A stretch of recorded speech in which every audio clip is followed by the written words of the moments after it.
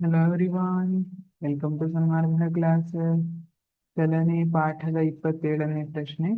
ಏಕರೂಪ ವೃತ್ತೀಯ ಚಲನೆಗೆ ಉದಾಹರಣೆಗಳನ್ನು ಬರೆಯಿರಿ. ಏಕರೂಪ ವೃತ್ತೀಯ ಚಲನೆ ಅಂದ್ರೆ ಏನು? ಯಾವ ವೃತ್ತೀಯ ಚಲನೆಯಲ್ಲಿ ಆ ಏಕರೂಪವಾದ ಜವದಲ್ಲಿ ಕಾಯ ಚಲಿಸ್ತಾ ಇರ್ತದೆ, ಅದನ್ನ ಏನಂತ ಕರೀತಾರೆ? ಏಕರೂಪ ವೃತ್ತೀಯ ಚಲನೆ ಅಂತ ಕರೀತಾರೆ. ಉದಾಹರಣೆಯನ್ನ ಕೊಡೋದಿದ್ದು, ಸೂರ್ಯನ ಸುತ್ತ ಭೂಮಿ ತಿರುಗುವುದನ್ನ ಉದಾಹರಣೆಯಾಗಿ ಕೊಡಬಹುದಾ? ಚಂದ್ರ ಮತ್ತೆ ಡೀಪ್ ಆಗಿ ಹೋದ್ರೆ ಅಲ್ಲಿ ಬೇರೆ ಕೇಸ್ ಬರ್ತದೆ. ನಮ್ಗೆ ಇಷ್ಟ ಸಾಕು, ಸೂರ್ಯನ ಸುತ್ತ ಭೂಮಿ ಸುತ್ತೋದು ಅಥವಾ ಚಂದ್ರ ಭೂಮಿಯ ಸುತ್ತ ಸುತ್ತುವಂಥದ್ದು, ಚಂದ್ರ ಮತ್ತು ಭೂಮಿಯ ಚಲನೆ.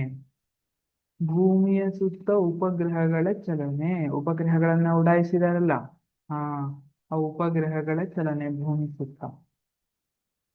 ಸ್ಥಿರ ವೇಗದಲ್ಲಿ ವೃತ್ತಾಕಾರದ ಪಥದಲ್ಲಿ ಚಲಿಸುತ್ತಿರುವಂತಹ ಕಾಯ. ಈ ರೀತಿ ವೃತ್ತಾಕಾರದ ಪಥ ಇದ್ರೆ ಸ್ಥಿರ ವೇಗದಲ್ಲಿ ಚಲಿಸ್ತಾ ಇರುವಂತಹ ಕಾಯ. ಇವು ಏಕರೂಪ ವೃತ್ತೀಯ ಚಲನೆಗೆ ಉದಾಹರಣೆಗಳಾಗಿವೆ. Thank you.